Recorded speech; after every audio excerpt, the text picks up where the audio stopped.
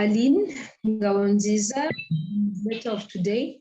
Aline from EPRN. I can see we have already 50 people in the room. So we are going to wait for 3 minutes to wait for the others to join in.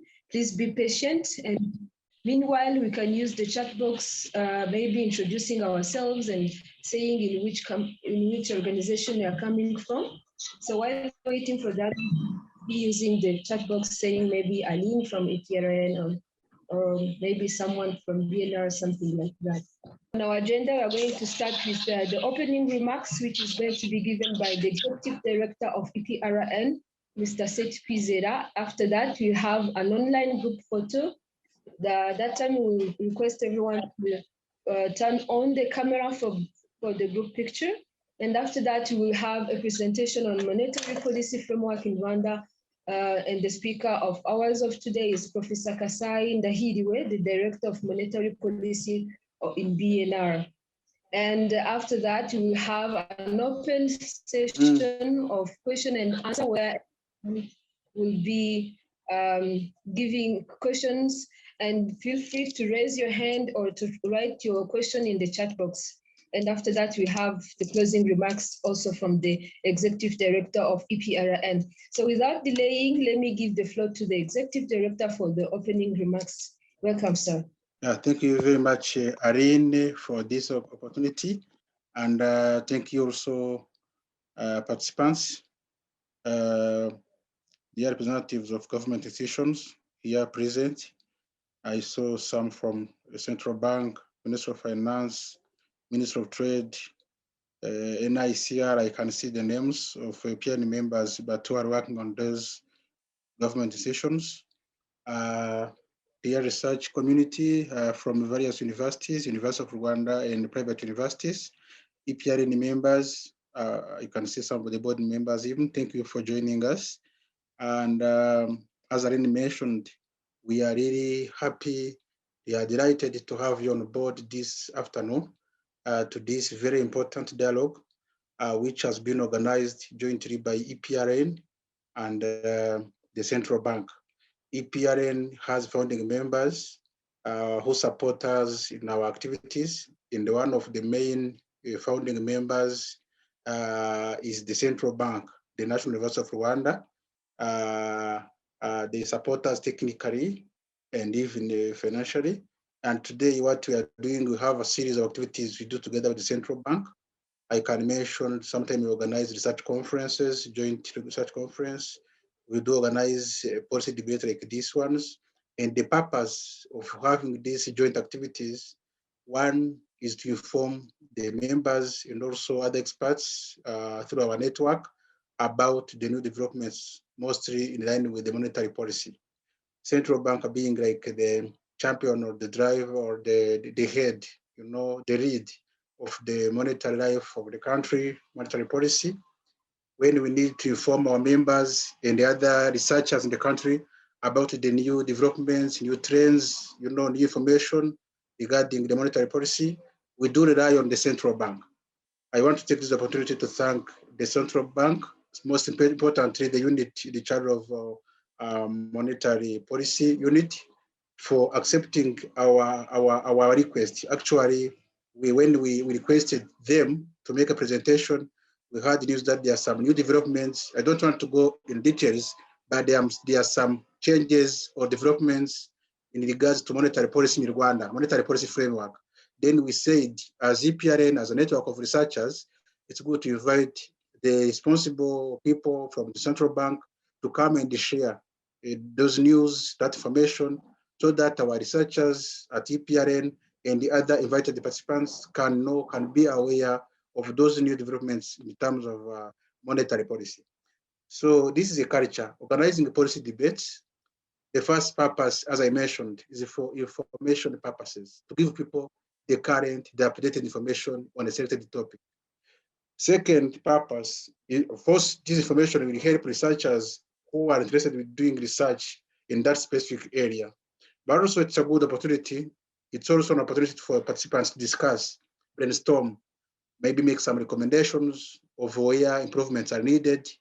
This can also inform BNR if there are some needs of improvement, harmonization of the policies based on wishes or ideas from the participants.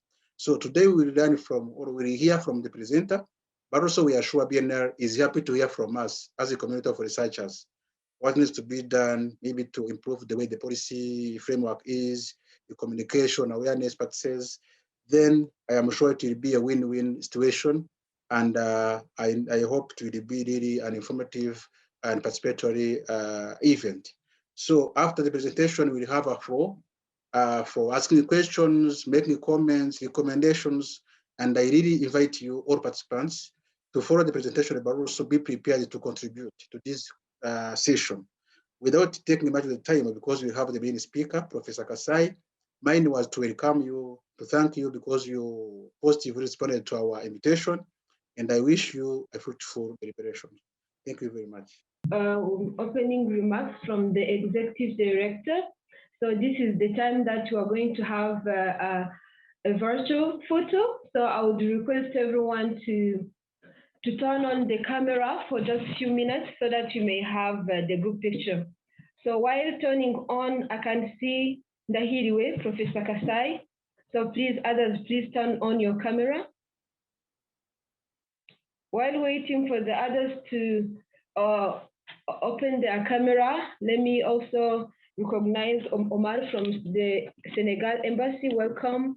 Claudie from First Rwanda, and many friends from University of Rwanda. Please feel welcome.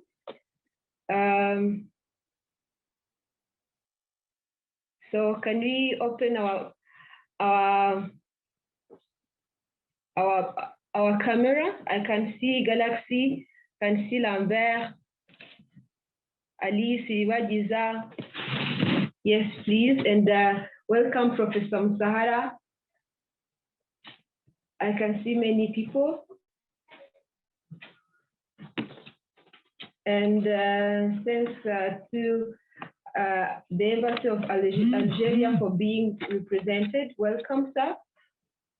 So let me request my friend from EPRN technical part to tell us whether he has taken the picture.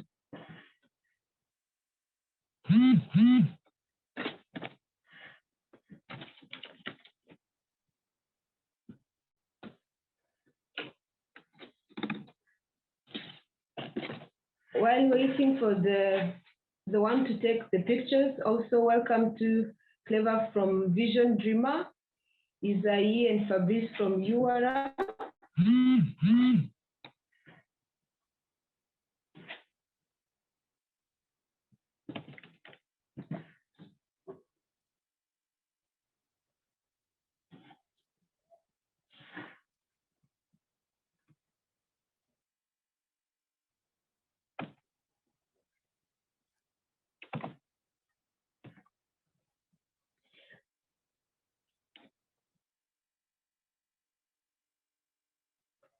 So thank you, my friend, for taking the picture. So the one who don't feel like having the camera on, feel free to turn off. And the ones who are free to have the camera on, please feel free also to have it on. And also welcome to Khalid from Qatar and everyone else. So we're going to have the presenter of today, who is Professor Kasai, and the presentation is going to be on monetary policy framework in Rwanda. So please welcome Professor Kasai. The floor is yours.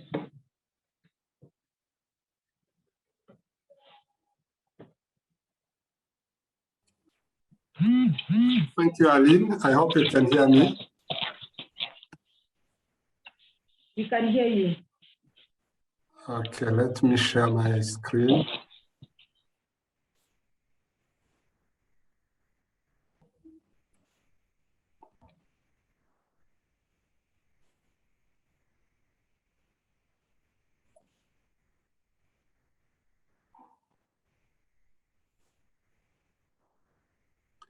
Is that okay?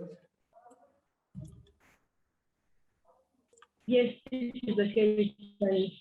Okay, thank you so much. Thank you, Aline, for the floor. And I'd also like to thank the Executive Director, EPRN, Mr. Seti Kwizera, for organizing this dialogue, but I also thank all the participants for being present in this discussion. And I'm going to have few, there are not very few slides, but as Seti mentioned, we are going to discuss on the new monetary policy framework that is not very new, but being almost 2.5 years, we can call it new because we have been operating the monetary policy framework since many years now, but this framework that was embarked on in 2019 can be called a new monetary policy framework. If the time allows, I will also talk in summary about the most recent monetary policy decision taken by the National Bank of Rwanda. As maybe we start, I can go through the outline. I will start with the National Bank of Rwanda's legal mandate, and thereafter I will talk about the monetary policy framework, the one I was saying that it's new, but before even tackling the new monetary policy framework, I can also talk about the previous monetary policy framework, and then I'll talk about the monetary policy instruments that are being used by the National Bank of Rwanda to achieve one of its mandate. As I start, I can say that maybe it's good that we start by highlighting what are the general missions of the National Bank of Rwanda. Being a National Bank of Rwanda or the Central Bank of Rwanda, I can say that it has the main mandate that we can find to almost all the central banks across the globe, the one of ensuring price stability. I think that this one is common for central banks, but we also have another mission of ensuring a sound financial system, which means that the National Bank of Rwanda is having two main missions, one being to ensure price stability and the other one being sound, to ensure a sound financial system. The National Bank of Rwanda is also having other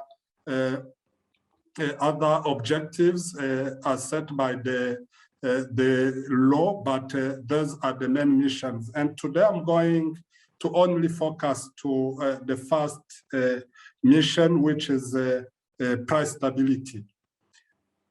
As we talk of the price stability, we can also talk of the monetary policy, because to have this price stability, we conduct monetary policy as the National Bank of Rwanda.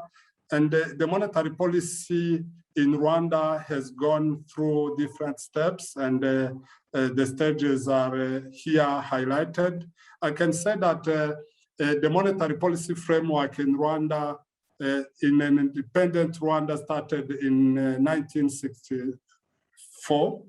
And during that period, we started with, or the National Bank of Rwanda started with the use of direct monetary instruments. And in that period, we had interest rate controls, and this was done by the central bank. And there was also a direction to commercial banks regarding the lending to the private sector. This framework ended in 1990 when the Rwandan Central Bank, which is the National Bank of Rwanda, started to transition from this use of direct monetary instruments to a more liberalized financial sector. And here we can say that the transition took up to 5 years, because it started in 1990 up to 1995. In 1997, though we can say that the transition lasted 5 years, but as we know, we went through dark moments in 1994, and then the preparations delayed a little bit, and then we started using direct monetary policy instruments, indirect monetary policy instruments starting from 1997. Here we use the reserve money as an operational target, and broad money for the case of Rwanda, it's the one we usually call M3. That was the intermediate target, but still the ultimate objective was price stability. Then, though during this period, we saw that inflation was managed, or it was at a level that was satisfactory. We saw that there was some indications that there was a need of transiting from this framework to a more modern framework, and that one is a price-based monetary policy framework, which started in 2019. This is the framework that I was saying that it's a new monetary policy framework, but I can say that this new monetary policy framework, which started in January 2019, started after some years of preparations. Then one can ask a question, why a price-based monetary policy framework? In other words, why have we shifted from a quantity-based to a price-based monetary policy framework? There are three main reasons, though we cannot limit ourselves to the three reasons. The first one being the economic transformation that led to weakening a link between inflation and broad monetary aggregates. Because the former monetary policy framework, which was based on quantities, could have been successful when the link between the monetary aggregates and inflation was not weak. But given the economic transformation that Rwanda went through over the last 2 decades, we saw that the link between inflation and the monetary aggregates was starting to become weak. Another element was that economic actors or economic agents were increasingly starting to focus on interest rates when it comes to their behavioral consumption patterns and saving decisions. This is another reason that we saw that it was important to have the interest rate as a tool for the monetary policy at the National Bank of Rwanda. Then those reasons are not necessarily sufficient, but we also saw that there is, though we can also communicate talking about the monetary aggregates, but over the globe or in different economies, being in developed worlds and developing economies, we can observe that the interest rate is easily communicated to economic agents than the monetary aggregates. That is the other main reason that led to this shift from the quantity-based monetary policy framework to a price-based monetary policy framework, which means that having this new framework, which is centered or which is based on steering interest rates, is easily understood and communicated to the public. And once easily understood and easily communicated, then it helps the central bank to anchor the price expectations. We can talk about the transmission mechanism when it comes to this new framework. We can say that this new framework is centered on the interest rate, as I said, and we can call it a framework which is tiered to interest rate.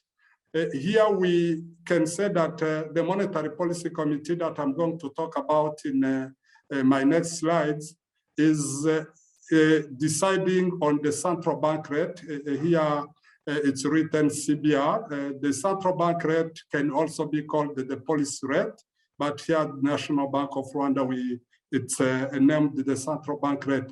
This interest rate, which is set by the Monetary Policy Committee, has direct effects to money market rates, especially the interbank interest rate, which is the operating target.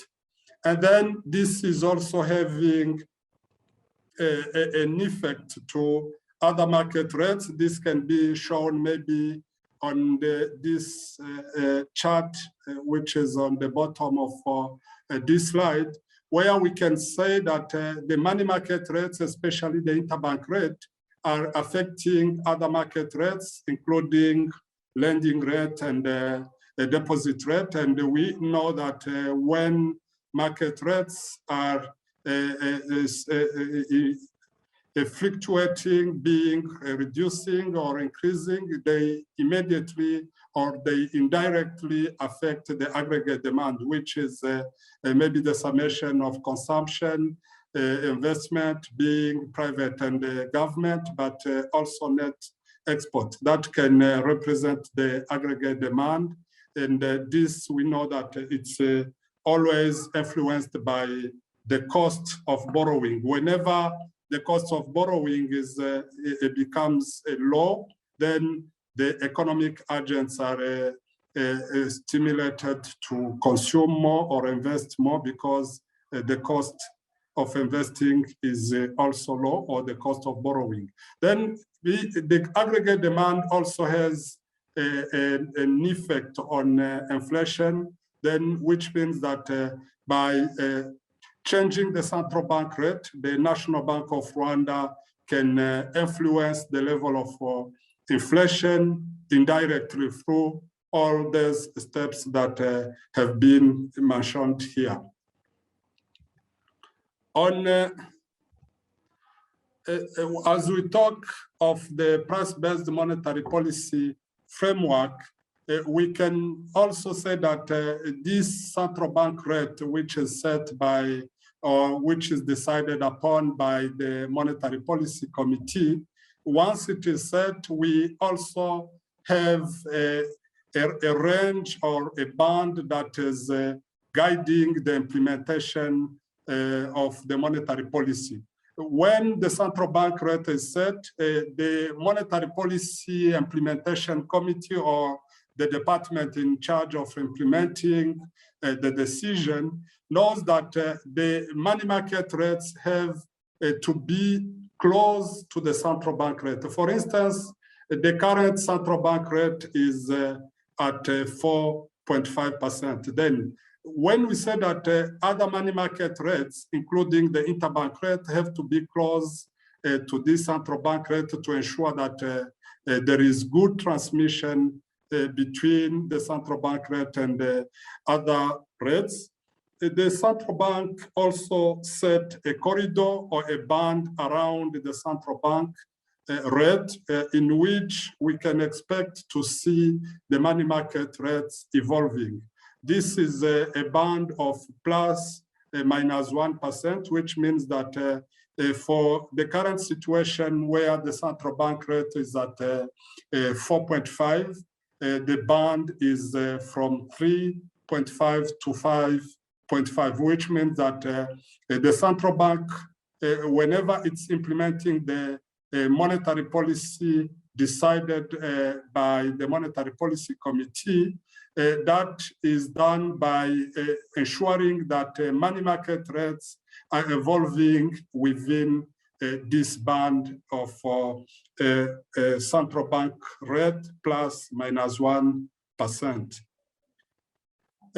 We can also talk about some key considerations when it comes to the National Bank of Rwanda's law and the formulation of the monetary policy. I can mention that the Monetary Policy Committee is, as I said in my previous slides, the Monetary Policy Committee is responsible for the formulation of the monetary policy in the National Bank of Rwanda. This is by law. And the law also stipulates that the MPC, which is the Monetary Policy Committee, should be composed by 9 members. And those 9 members, some of them are also mentioned in the law. The law specifies that the governor is the chairperson of the Monetary Policy Committee, and the deputy governor is the deputy chair of that committee. The law goes further, and it explains that another member of the Monetary Policy Committee should be the most senior staff in charge of the monetary policy affairs. For the current situation, based on the current structure of the organizational structure of BNR, here we can say that it's the chief economist of the National Bank of Rwanda, who should also be a member of the Monetary Policy Committee. The law again says that another member should be the most senior staff or official who is in charge of the implementation of Monetary Policy Committee. For the current organizational structure, that is the executive director for operations. Then the law continues by saying that other members can either be nominated by the governor if they are staff of the National Bank of Rwanda. If they are external to the National Bank of Rwanda, they can be nominated by the board of directors. For the moment, we have one external member who is also a board member, and other members are staff of the National Bank of Rwanda. The Monetary Policy Committee meets once a quarter and whenever necessary. And maybe I will also take this opportunity to request to the executive director of EPRN maybe to help us organize such gathering on a quarterly basis, so that we can be able to discuss the decision of the Monetary Policy Committee when the decision is still fresh. We can do it on a quarterly basis. It can just take between 30 and 1 hour, and maybe it can be a good interaction with the Economic Research Network. As we talk of the Monetary Policy Committee, its decision, we can also talk about the decision-making process that I'm not going to dwell upon too much. I'm only going to mention that for each MPC round, we expect to have a round of 7 weeks. We have different activities in each of the rounds. This is on a quarterly basis, and this started where at the time the National Bank of Rwanda started with this new framework, which is mostly forward-looking, which means that it requires too much discussions and projections that should be approved by the Monetary Policy Committee members. Then, this being the case, the National Bank of Rwanda approved this round or this calendar, which is a calendar repeated on a quarterly basis, where we have 7 weeks of preparations and discussions. The first week and the second week is consecrated to technical preparations and the evaluation mostly of the current state of the economy and the finalization of the near-term forecasts to be discussed in the first pre-MPC meeting. That first pre-MPC meeting takes place in the second week of the calendar. In this pre-MPC meeting, we discuss on initial conditions, and those initial conditions are centered on the economic developments and a near-term focus as mentioned earlier. Then the discussion is composed of the MPC members, of course, because this is an MPC meeting. And then the forecasting team is there to present to the MPC members what are those developments and a near-term focus. In the third week, there is another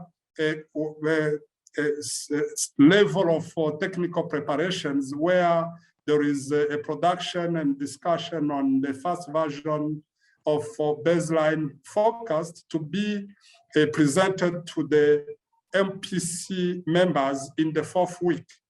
In the fourth week, we have this second pre-MPC meeting where the MPC members will discuss the present and the first version of the baseline forecast. And there, the forecasting team, the one which prepares the documents to be discussed by the MPC members, those will do the presentation and they will seek guidance from the MPC members, and they will take into consideration all the comments from the MPC members so that they can go back to do projections based on the comments and the guidance received from the MPC members, which means that the week that follows the second pre-MPC is also dedicated to another preparation, but this time it's the preparation of the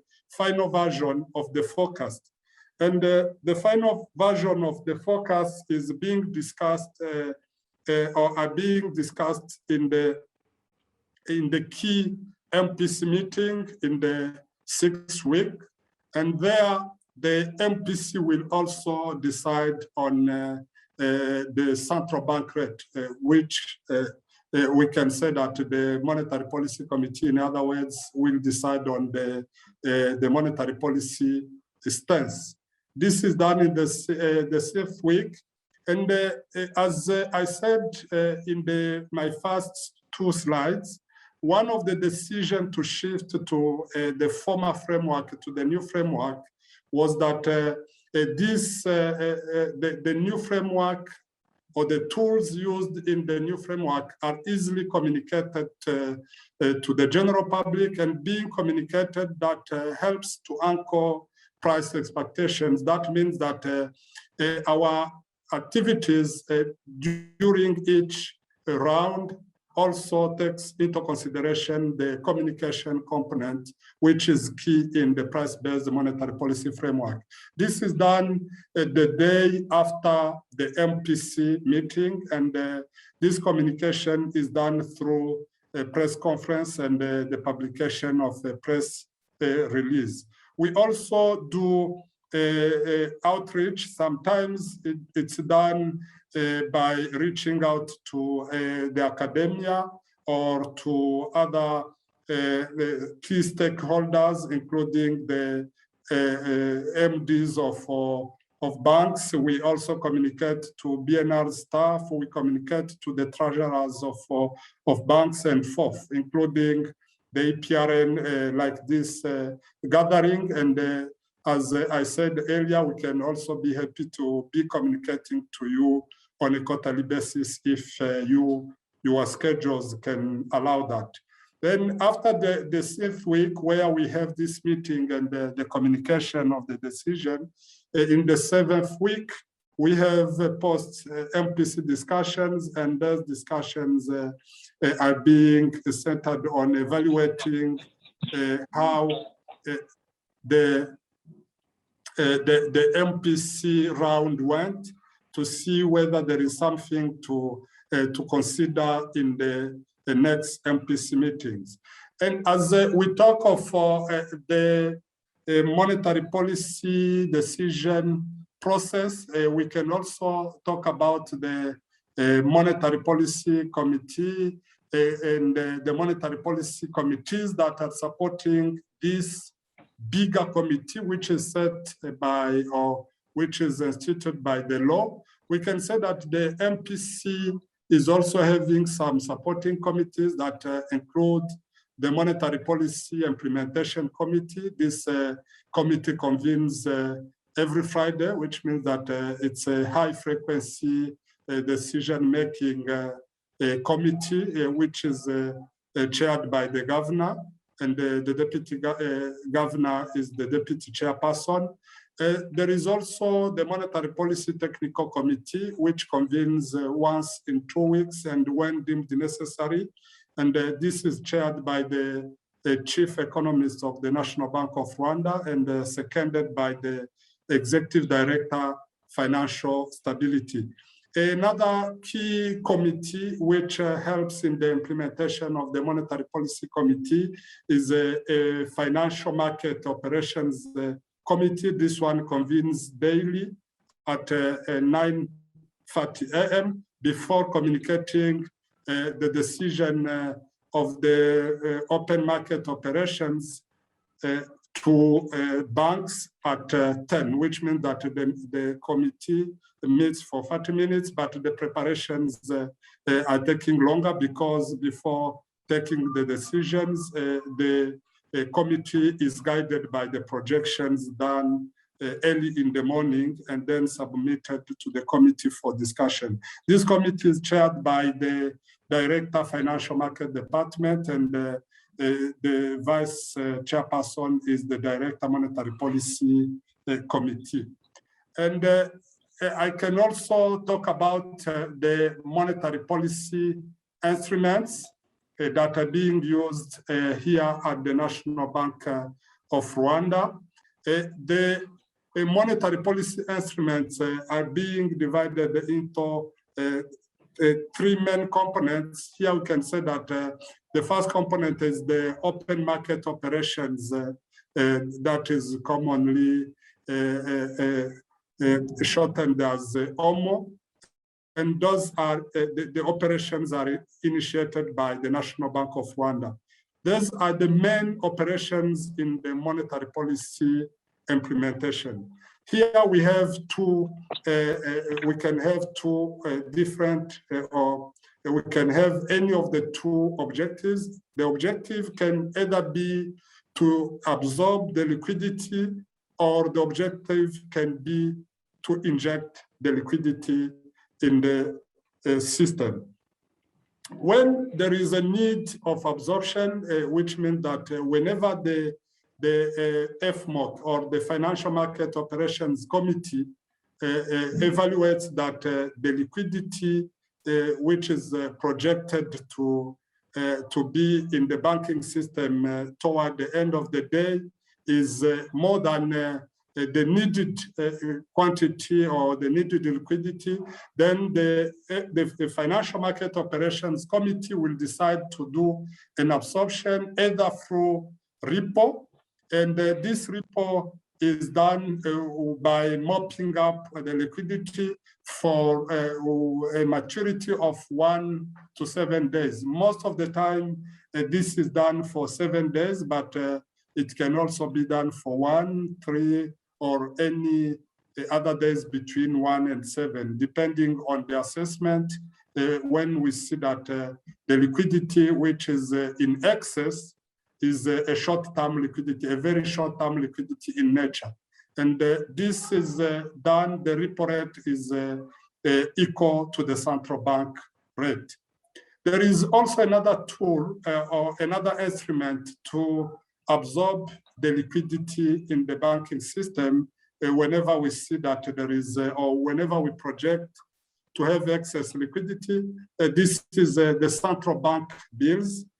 This is having a much bigger or higher maturity because we mop up the liquidity for 1 up to 12 months. Mostly it can be 1, 3, 6 months and up to 12 months.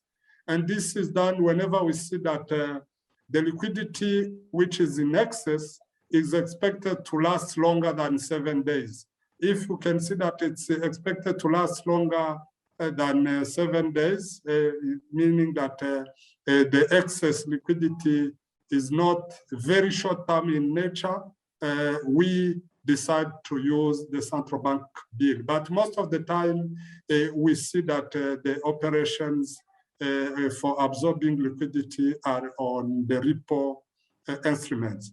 Then there is also another option of having liquidity injection.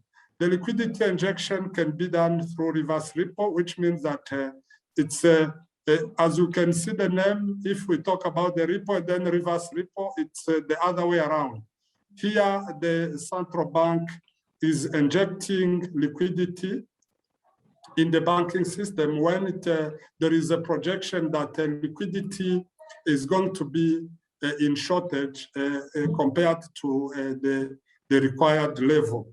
In that case, then the central bank is going to open the operations, but now not absorbing, but now by injecting, which is the reverse repo. There is also another tool which is not commonly used for refinancing facility, because the central the banking system has been having enough liquidity over the past.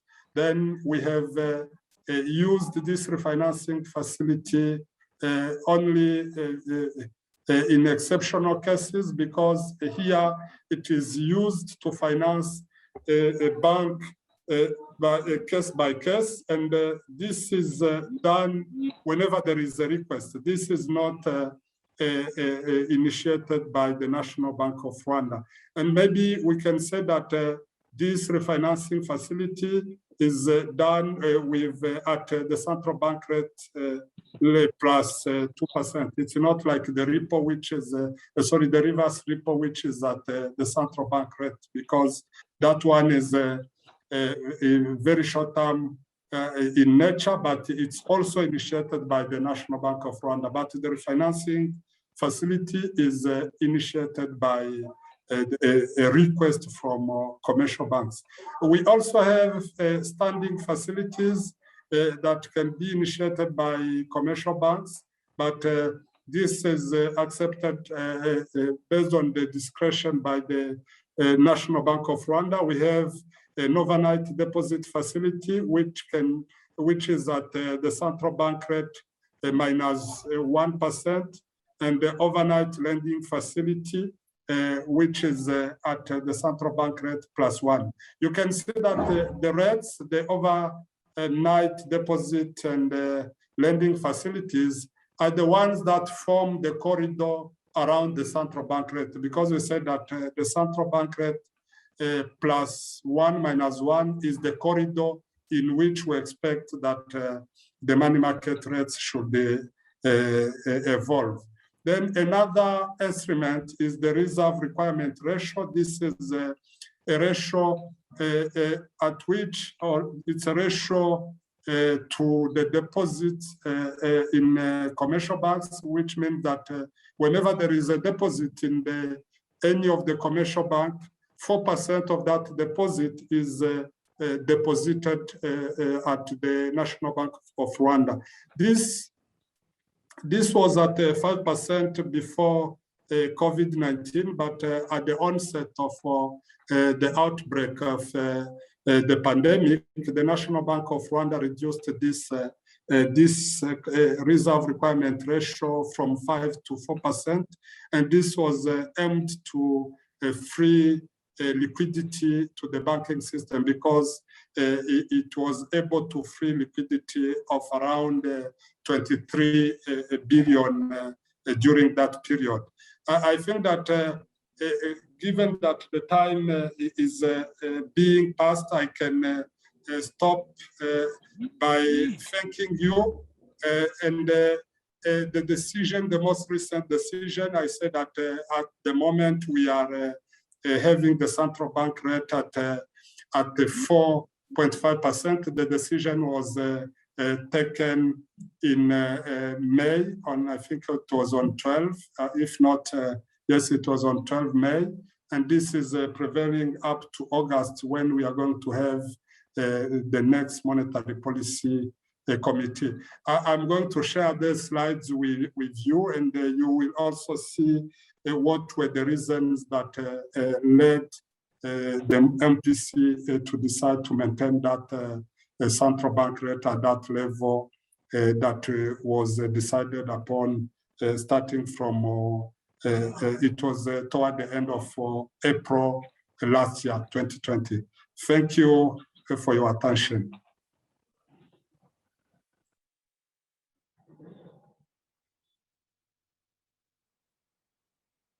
Thank you so much, Professor Kasai, for the good presentation.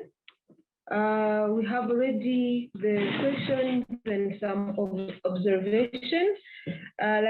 From Ange, she has an observation of Bitcoin exchange are digital and therefore vulnerable to hackers, operational glitch, and malware. By targeting and hacking a cryptocurrency exchange, hackers can gain access to thousands of accounts and digital wallet where the cryptocurrency are stored. So that's the observation of Ange. So we are going to the questions. There is a question from Vincent Dusingizimana, and there is another one from Fabrice and Leon. So let's start with the one from Vincent. He said that it's obvious that BNR aims at aligning the central bank rate with interbank. Why BNR delays to integrate cryptocurrency system to raise broad money and facilitate digital currencies exchange, especially during this hard moment of COVID. I think we are going to take two questions, and we will hear from the presenter the answer, then we will go with the second one. So the second question is, what MPC think when prices are highly increasing, especially food prices? So that's the question from Fabrice and Saimana. So Professor, can you please help us answer those two questions from Vincent and Fabrice? Thank you, Aline. Thank you, colleagues, for the questions. And I'd like to start by thanking even those who gave their comments, like Ange, but I can also tackle the question asked by the first, I think it was Vincent, if I'm not mistaken. The other one is Fabrice. Then Vincent is asking that as the National Bank of Rwanda is trying to align the central bank rate with other money market rates, and why aren't we maybe tackling it or maybe taking the advantage of cryptocurrencies?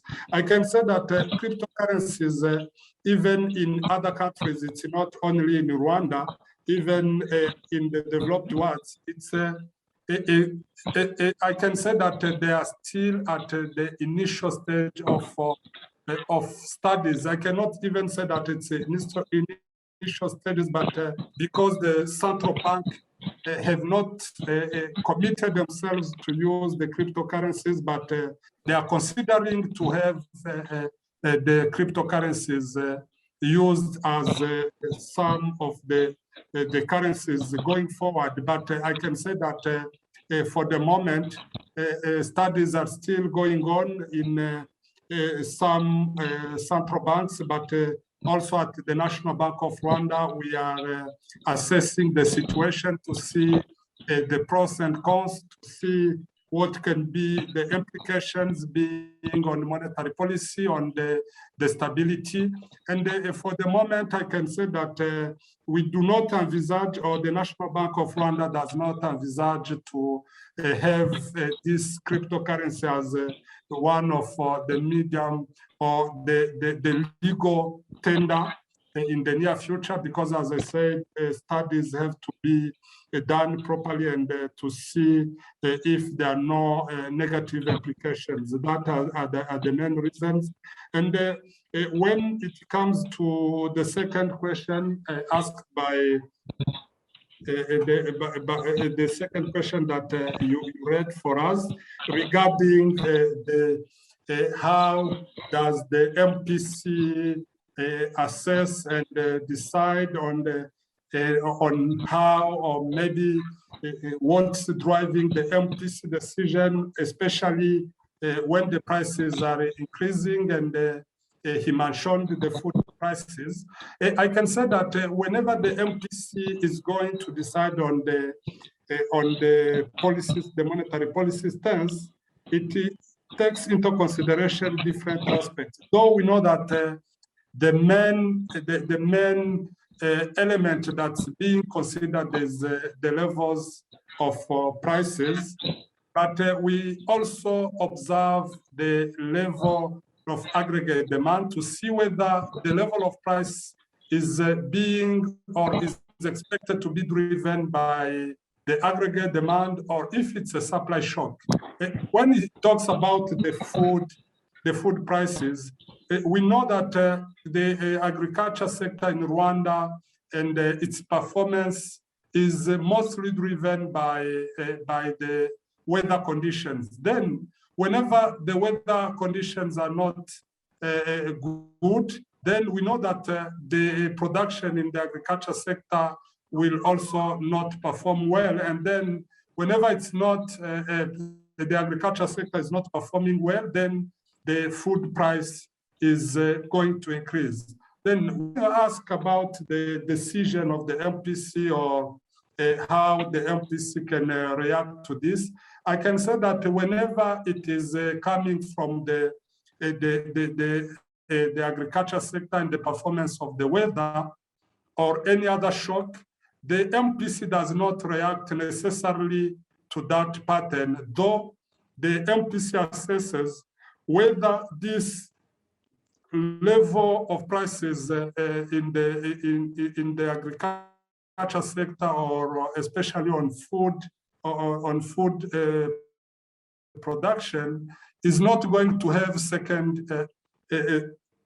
second round effect if it's not going to spill over to other sectors. That's when the MPC can decide to tighten when the prices are increasing. But most of the time when it's due to the shock, the central bank cannot tighten when the prices are increasing because of bad weather. Because as we know, the aggregate demand is the one that we observe when we are trying to focus the pattern of the inflation and to know the source of this, the projections, to know whether it will be demand driven or if it's going to be driven by the shock. I can say that when it's a shock from the supply side, in that case, the MPC will only react when it says that there will be a second round effect. Thank you. Thank you, Professor. So there is a Nyandi Sylvestre who has raised the hand. Can you please raise your hand again so that we may unmute you? And we are going also to hear the question from Lucas. Lucas, can you unmute yourself and address your question?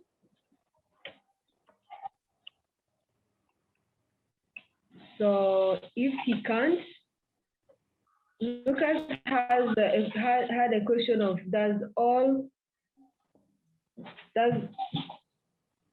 all instruments are used at once, or the aim to use one of them?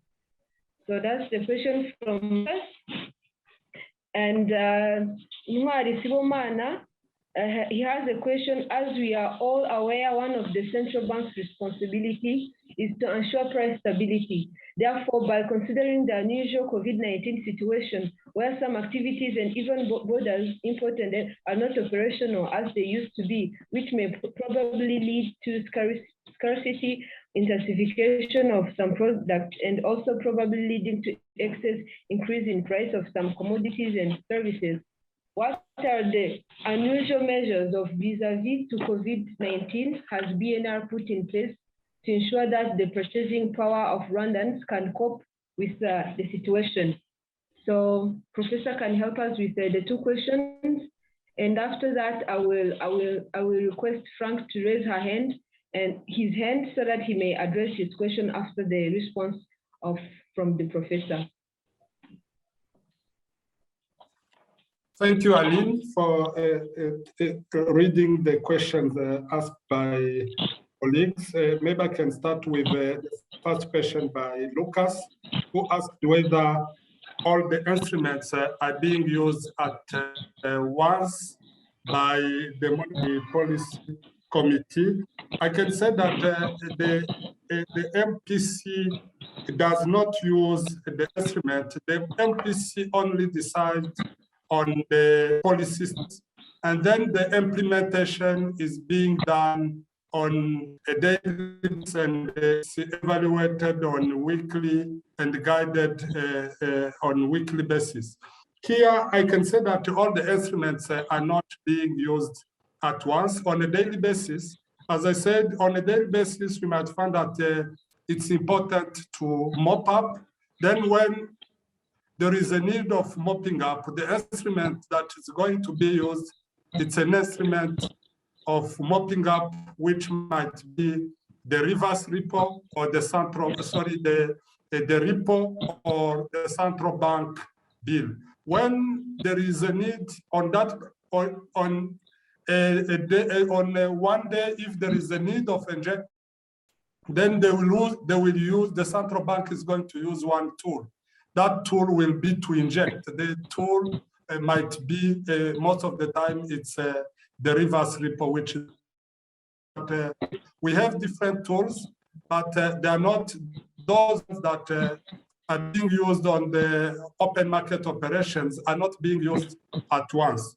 But when we talk about other tools that are taking longer, like the reserve requirement, that decision does not, the level of reserve requirement, the ratio of the reserve requirement is not changing on a regular basis. For instance, as I said, it was decided to be at 4% in April, or if not, it was in March 2020. It was decided to be at 4, and it was kept at that level up to now. And before it was decided to put it at 4, it was at 5 for many years, which means that that tool is always there, or it's always operational, but we can have other tools that are coming in to support on a regular basis, but they are not like those ones that are more high frequency, are being used at a high frequency level. Those ones are not being used at once. There is another question asked by another participant regarding the price stability, linking the price stability to the current situation of the COVID-19, where I mentioned that some prices are fluctuating due to the current circumstances, which is true. And he asked when he was maybe reaching to an end of his comment, he asked the measures put in place by the National Bank of Rwanda to ensure the purchasing power of the Rwandan economic actors are safeguarded. I can say that one of them is the reserve requirement, which was reduced from 5 to 4%. As I mentioned, it allowed banks to have liquidity adding by 23 billion Rwandan franc. But we also, the central bank also reduced the central bank rate from 5% to 4.5%, which means that the cost of borrowing was signaled to reduce. But there were also other measures to increase the liquidity, because the National Bank of Rwanda, during this period of COVID-19, it mostly inject liquidity rather than mopping up. In the past, the National Bank of Rwanda was most of the time mopping up because there was excess liquidity. But this time around, because of the effect of the COVID-19, the National Bank of Rwanda is mostly injecting liquidity in the banking system, which is availing more liquidity that can be dispersed to economic agents by commercial banks. I think that those are not the only tools or measures taken by the central bank, but here I only focused to those that are linked to the question asked by the participant. Thank you, Aline. Thank you, Professor. We are going to, let's hear from Frank. Frank, can you unmute yourself and address your question? Okay. Yes, good evening or it's good afternoon. I have a few questions to the professor. Thank you very much for the presentation. I was talking about the role of central bank in the face of rising prices for goods and services, while individual income remains fixed. Question number 2, does the central bank or BNR use derivatives in the conduct of monetary policy? Question number 3, does the central bank set the minimum and maximum lending rates to financial institutions, especially commercial banks and microfinancial institutions, or they lend money depending on the demand from the clients, or either they lend money depending on the deposit rates? Another question, maybe number 4. We have seen cooperative banks in some other countries supporting the vulnerable groups and other working clients to them. As a monetary policy or as the role of the central bank, do you have any plan to start the cooperative banks in Rwanda so that most especially the people in the rural areas can access finance? Thank you very much. Sorry, Frank, can you repeat the second question? I got all the other 3 questions except number 2. Number 2 is about derivatives. Does BNR use derivatives in the conduct of monetary policy? Okay, thank you. Welcome.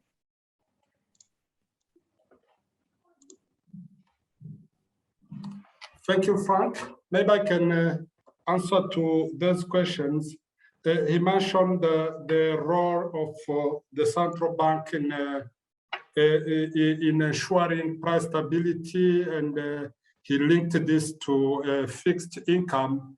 I can say that the income is not, I cannot say that income is fixed. Maybe it's sticky, but not fixed, as economists say, because though we can see that it's sticky compared to the movement of prices, but it's not fixed.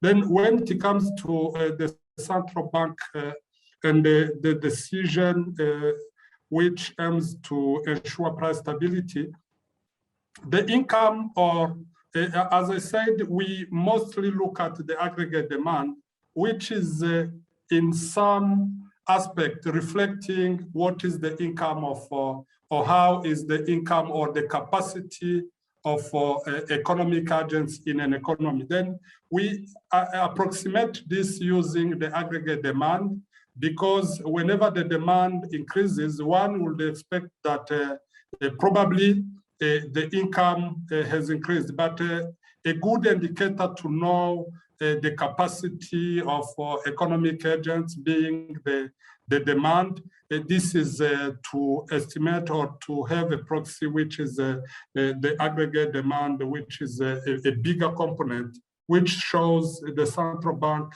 the movement. And most of the time, we look at the aggregate demand based on what we estimate it to be at equilibrium.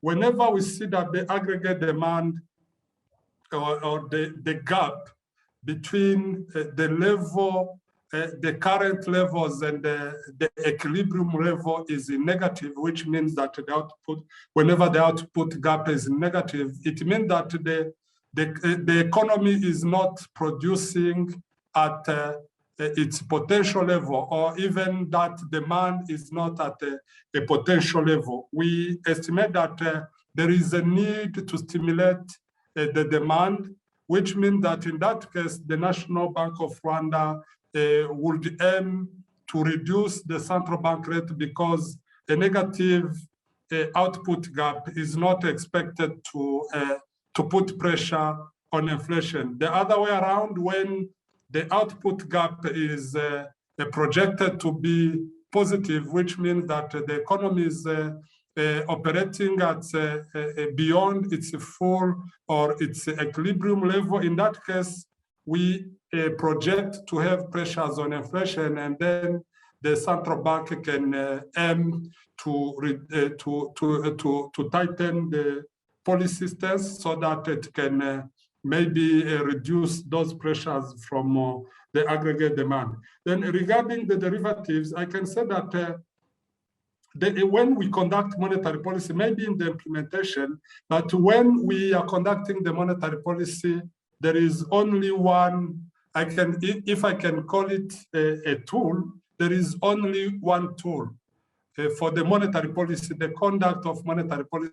That tool is the central bank rate. Then when it comes to implementation, we have different instruments. Those instruments are the instruments that I've highlighted here. Then the derivatives, because of the money market, are also expected to be lower.